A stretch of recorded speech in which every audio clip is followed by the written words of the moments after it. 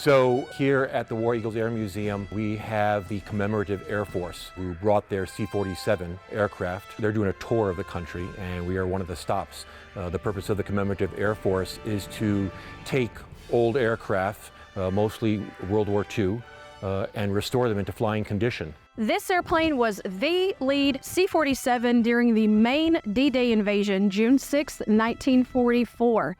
She carried 26 paratroopers in her, and she led 802 other C-47s that day, dropping 101st and 82nd paratroopers over Normandy.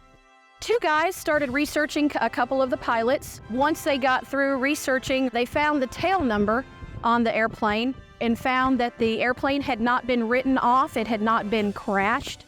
It was still alive somewhere. They traced it to Basler turbo conversions in Oshkosh, Wisconsin. The Commemorative Air Force ended up having a Kickstarter campaign and raised enough money to buy the airframe, then kept on raising more money, and she underwent basically a ground-up restoration. Her restoration cost about $3.5 million. It costs a lot. The importance of this is to keep those paratroopers' memories alive. We need to honor those men so that future generations will know about that event, about those men, how important they were. If it wasn't for them, we may not be here today.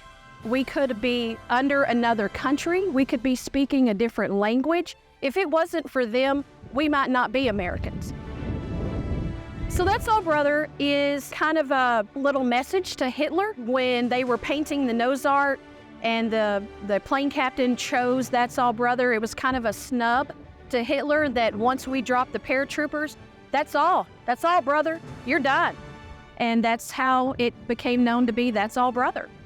When guests come to the museum, young people, to get them excited about aviation, inspire them, maybe start their career if they want to learn how to be a pilot. And most people don't even know, I want to be a pilot, but they don't know what's involved or how to start on that road. So by coming to the museum, we can show them the history of airplanes and war birds, as we call them, and then tell them how they go ahead and learn to become a pilot. So it's part of learning the past to go to the future. We need to keep these aircraft alive for our future generations.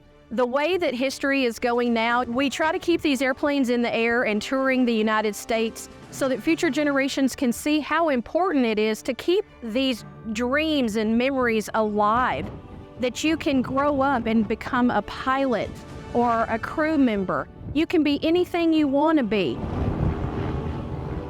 To this day, I want to say that I have heard that she is the most authentic World War II restoration in the United States for a C-47. She is in her D-Day configuration. She looks exactly like she did that day, June 6, 1944. She started being built in 1943, 80 years old. But we need pilots for these aircraft. We have other aircraft that we need to keep alive also. We need to keep that memory alive to honor those men who died for us. And the future generations need to know that. We go through the engines with a fine-tooth comb, brakes, hydraulics, fuel lines, oil lines, everything gets checked. And then next year, we're planning on taking her back to Normandy for the 80th anniversary. We'll get her ready for that, and we'll head over there in early May. I think whether it's an old warbird or even a modern plane, just the whole idea of flight fascinates people. And it's interesting to see the history of flight from our very early airplanes to the warbirds to even modern jets that we have. Once you've tasted flight, you will forever walk the earth looking skyward.